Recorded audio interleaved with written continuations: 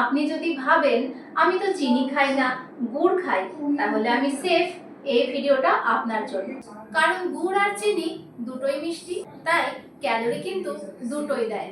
মানে আপনি যদি বেশি বেশি পরিমাণে গুড় খেতে থাকেন, তাহলে আপনার ফ্যাটি লিভারও হতে পারে, ওয়েট গেইনও হতে পারে, ব্লাড সুগারও বাড়তে পারে। তাহলে কেন বলা হয় চিনির থেকে গুড় ভালো?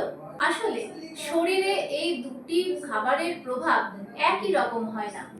একটা ইন্টারেস্টিং ফ্যাক্ট বলি, সাদা চিনি তৈরি হয় অনেক রকম প্রসেসিং এর মধ্যে দিয়ে।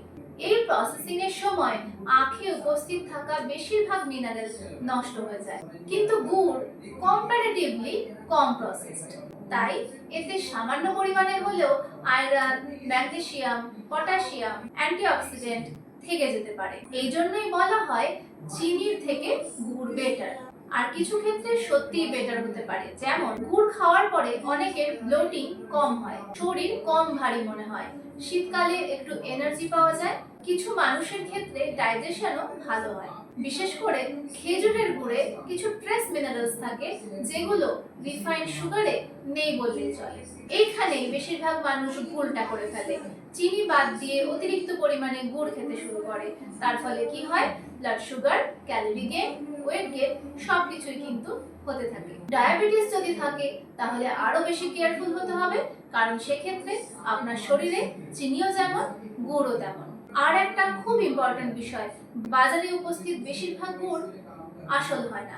অনেক সময় রং বাড়াতে কেমিক্যাল দেওয়া হয়, ফুড কালার ইউজ করা হয় এবং গন্ধের জন্য কৃত্রিম ফ্লেভার ইউজ করা হয়। তাই গুড় কিনলে বিশ্বস্ত জায়গা থেকে কিনুন। তাহলে শেষমেশ আমরা কি করব? রিফাইন্ড সুগার পুরোপুরি ছেড়ে দেব এবং যদি পাওয়া যায় বিশ্বস্ত জায়গা থেকে কেনা পিওর গুড় অল্প পরিমাণে খাবো। মনে রাখবেন, চিনি হোক বা গুড়, শরীর মিষ্টি কম খেলে ভালো থাকে। খাওয়া দাওয়া সংক্রান্ত আর অনেক আপডেটস এর জন্য সাবস্ক্রাইব করে রাখুন। এই ভিডিওটা ভালো লাগলে লাইক করে দেবেন।